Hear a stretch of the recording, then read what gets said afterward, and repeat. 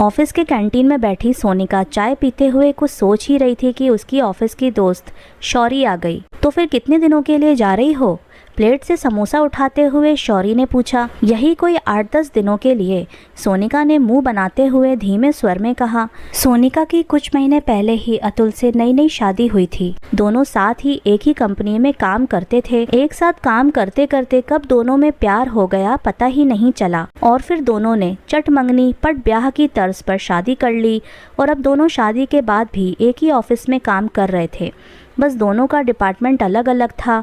सारा दिन एक ही जगह काम करने के बावजूद उन्हें एक दूसरे से मिलने जुलने तक की फुर्सत नहीं होती थी। आईटी क्षेत्र की नौकरी ही कुछ ऐसी होती है। अच्छा एक बात बताओ सोनिका, कि तुम उस जगह पर रह कैसे लेती हो? तुमने ही तो बताया था कि किसी देहात में तुम्हारा ससुराल है। जाना तो पड़ेगा ही ना शौरी, अतुल की इकलौती बहन यानी कि मेरी ननद की शादी है, अब कुछ दिन झेल लूंगी, कहकर सोनिका ने अपने कंधे उचकाए। और तुम्हारी जेठानी, क्या बुलाती हो तुम उसे? हाँ, याद आया भारतीय नारी, अबला बेचारी। और दोनों दोस्त जोर से हंस पड़ी। यार पूछ मत, क्या बताऊं, उन्हें जब भी देखती हूँ ना तो मुझे किसी पुरानी हिंदी फिल्म की हीरोइन याद आ जाती है। एकदम गवार है गवार, हाथ भर भर की चूड़ियाँ, मांग सिंदूर से पुती हुई, और सिर पर हर वक्त पल्लू टिकाए घूमती रहती हैं। तुम ही बताओ कौन रहता है आज के ज़माने में इस तरह? सच कहूँ तो ऐसी ही पिछड़ी औरतों के वजह से ही मर्द हम औरतों को कमतर समझते हैं। पता नहीं कुछ पढ़ी लिखी है भी या नहीं है। खैर मुझे क्या, काट लूंगी कुछ दिन किसी तरह। चल अब टाइम हो गया है, बॉस इधर ही आ रहे हैं। और फिर दोनों जल्दी से जाकर अपनी सीट पर बैठ गईं। सोनिका शहर में पली बड़ी आधुनिक लड़की थी। अतुल से शादी के बाद जब उसे पहली बार अपने ससुराल जाना पड़ा था तो उसे वहाँ की कोई चीज़ पसंद नहीं आई थी। उससे पहले वो कभी भी किसी गांव में नहीं रही थी। 2-3 दिन में ही उसका जी उब गया था। देहाती परिवेश में 4-5 दिन रहने के लिए अतुल ने उसे बड़ी मुश्किल से मनाया था। शहर में जीन्स टॉप पहनकर आजादी से घूमने वाली सोनिका को साड़ी पहनकर घूंघट निकालकर बैठना कैसे भाता? सोनिका के ससुराल वाले पारंपरिक विचारों के लोग थे। उसे ससुर और जेठ के सामने सिर पर पल्लू लेने के लिए कहा गया। सोनिका की सास पुरातन पंथी यानी पुराने विचारों को मानने वाली थी, मगर उसकी जेठानी बहुत सुलझी हुई थी। छोटी ननद नई भाभी के आगे पीछे घूमती रहती थी। सोनिका गाँव की औरतों की सरलता देखकर हैरान थी। वो खुद दिल की बुरी नहीं थी, मगर न जाने क्यों पारंपरिक औरतों के बारे में उसके विचार ही कुछ अलग थे। सिर्फ घर गृहस्थी तक सीमित रहने वाली ये औरतें उसकी नजरों में अनपढ़ गवार थीं। 5 दिन किसी तरह ससुराल में बिताकर अब सोनिका और अतुल शहर आ चुके थे। शहर में अपनी नई अलग गृहस्थी बसाकर सोनिका बहुत खुश थी। यहाँ पर सास और ननद का कोई झंझट नहीं था। जो भी सोनिका के मन में आता वो कर सकती थी, कोई रोकने टोकने वाला नहीं था।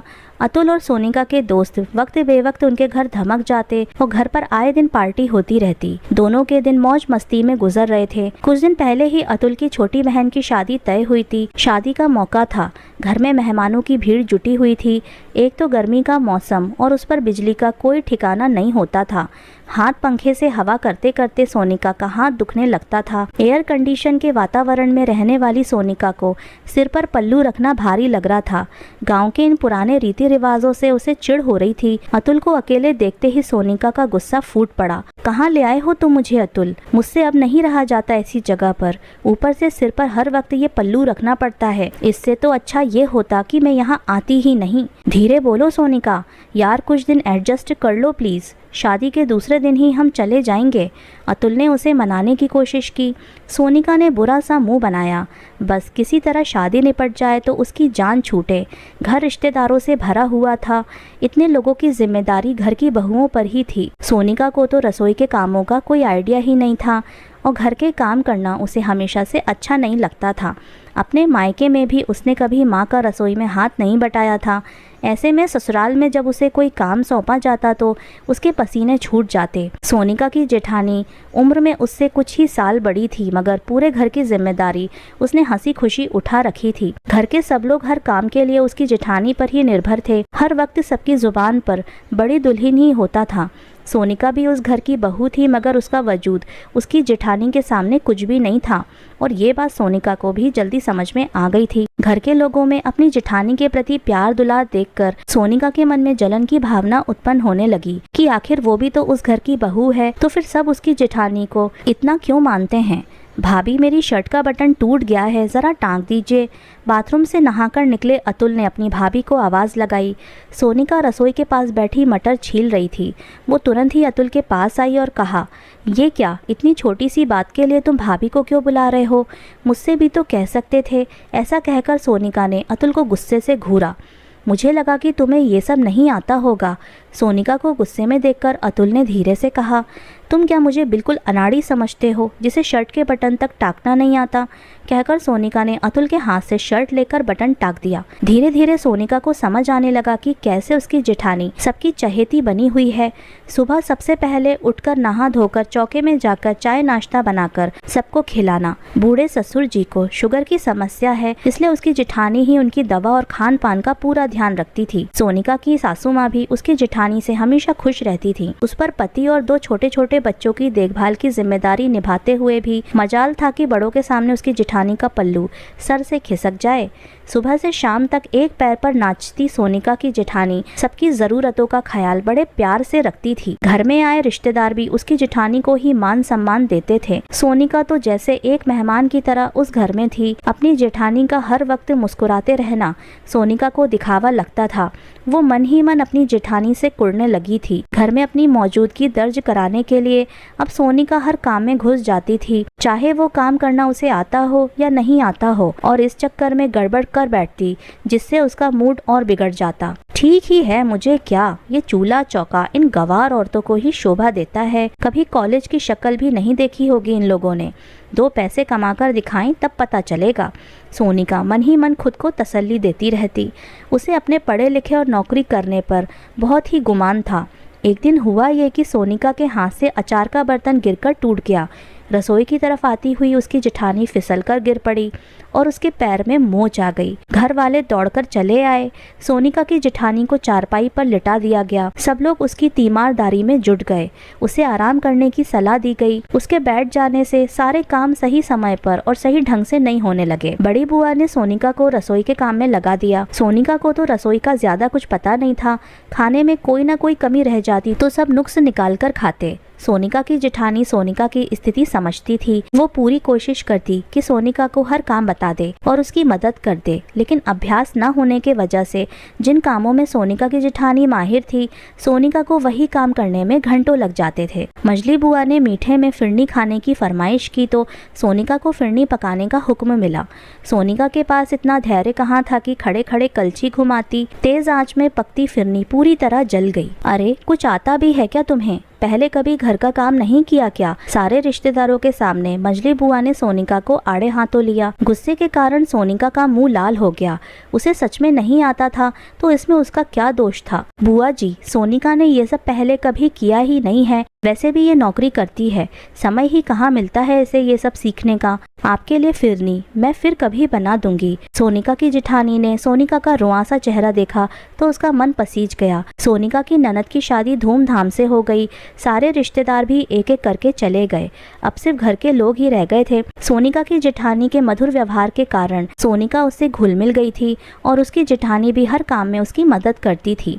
अगले दिन ही सोनिका को लौटना था। अतुल ने ट्रेन की टिकट बुक करा लिए थे। दोपहर में सोनिका घर का पुराना एल्बम देख रही थी। एक फोटो में सोनिका की जेठानी सर पर काली टोपी लगाए काला चोगा पहने हुए थी। फोटो शायद कॉलेज के दीक्षांत समारोह का था। उस फोटो को देखकर सोनिका ने अतुल से पूछा, ये भाभी है ना? हाँ, ये फोटो उनके कॉलेज का है। भैया के लिए जब उनका रिश्ता आया था तो यही फोटो उनके घर वालों ने भेजा था। कितनी पढ़ी लिखी हैं भाभी? हैरानी के साथ सोनिका ने अतुल से पूछा। भाभी डबल MA हैं, वो तो नौकरी भी करती थीं। उन्होंने PhD भी की हुई है। शादी के कुछ समय के बाद माँ बहुत बीमार पड़ गई थीं। भाभी ने माँ की सेवा में कोई कसर नहीं रखी, अपनी नौकरी तक छोड़ दी। अगर आज माँ ठीक हैं तो सिर्फ भाभी की वजह से ही ठीक हैं। तुम जानती नहीं सोनिका, भाभी ने इस घर के लिए बहुत कुछ किया है। वे चाहती तो आराम से अपनी नौकरी कर सकती थीं, मगर उन्होंने हमेशा अपने परिवार को ही प्राथमिकता दी। सोनिका आज तक जिस भाभी को अनपढ़ गवार समझती रही, वो इतनी काबिल होगी इसका तो उसे सपने में भी अनुमान नहीं था। पूरे घर की धुरी बनकर परिवार संभाले हुए भाभी ने अपनी शिक्षा का घमंड दिखाकर कभी घर गृहस्थी के कामों को छोटा नहीं समझा था। सोनिका को अपनी सोच पर ग्लानि होने लगी। उसने आधुनिक कपड़ों और रहन सहन को ही शिक्षा का पैमाना माना था। अरे भाई कहाँ हो तुम लोग, चीकू के स्कूल के प्रोग्राम में चलना नहीं है क्या? कहते हुए भाभी सोनिका के कमरे में आई। हाँ भाभी, बस अभी 2 मिनट में तैयार होते हैं, सोनिका और अतुल बड़बड़ाते हुए बोले। चीकू को अपनी क्लास में बेस्ट स्टूडेंट का अवार्ड मिला था, हर विषय में वो अव्वल रहा था। उसे प्राइज़ देने के बाद प्रिंसिपल ने जब चीकू के मम्मी पापा को स्टेज पर 2 शब्द कहने के लिए आमंत्रित किया तो सकुचाते हुए बड़े भैया बोले, तुम जाओ, मुझे समझ नहीं आता कि क्या बोलना है। बड़े आत्मविश्वास के साथ माइक पकड़े भाभी ने इंग्लिश में अभिवाहक की जिम्मेदारियों पर जब शानदार स्पीच दी तो पूरा हॉल तालियों की गड़गड़ाहट से गूंज उठा। घर लौटने के बाद अतुल से सोनिका ने कहा, सुनो, कुछ दिन और रुक जाते हैं यहाँ, लेकिन तुम्हारा तो मन नहीं लग रहा था, इसलिए तो इतनी जल्दी वापस जा रहे हैं। अतुल ने हैरान होकर कहा, नहीं, अब मुझे यहाँ अच्छा लग रहा है, मुझे भाभी से बहुत कुछ सीखना है। सोनिका ने अतुल के कंधे पर सिर टिकाते हुए कहा, ओहो, तो ये बात है। वैसे ये तो मेरे लिए बहुत ही अच्छी बात है। यदि तुम कुछ बनाना सीख जाओगी तो कम से कम मुझे तुम्हारे हाथ का जला खाना तो नहीं खाना पड़ेगा। अतुल ने सोनिका को छेड़ा तो सोनिका ने पहले तो अतुल को आंखें दिखाईं और फिर हंस पड़ी। सोनिका को हंसता देखकर अतुल भी हंस पड़ा। दोस्तों, बिना किसी को जाने समझे हमें पहले से उसके प्रति अपने मन में किसी भी प्रकार की सोच को पालना नहीं चाहिए और ना ही उस सोच के कारण किसी का मजाक ही उड़ाना चाहिए, जैसा कि इस कहानी में सोनिका ने किया था। लेकिन जब सोनिका को सच्चाई पता चली तो उसने अपनी गलती सुधार ली। सबसे पहली बात तो हमें ऐसा करना ही नहीं चाहिए, और यदि गलती से हो भी जाए तो सोनिका की तरह अपनी सोच बदल लेनी चाहिए और सकारात्मक रुख अपनाना चाहिए। तो दोस्तों, कैसी लगी आपको आज की हमारी ये कहानी, हमें कमेंट करके ज़रूर बताइएगा। तो मिलते हैं हम आपसे अगली कहानी में, तब तक के लिए आपका बहुत बहुत धन्यवाद। आपका दिन शुभ रहे।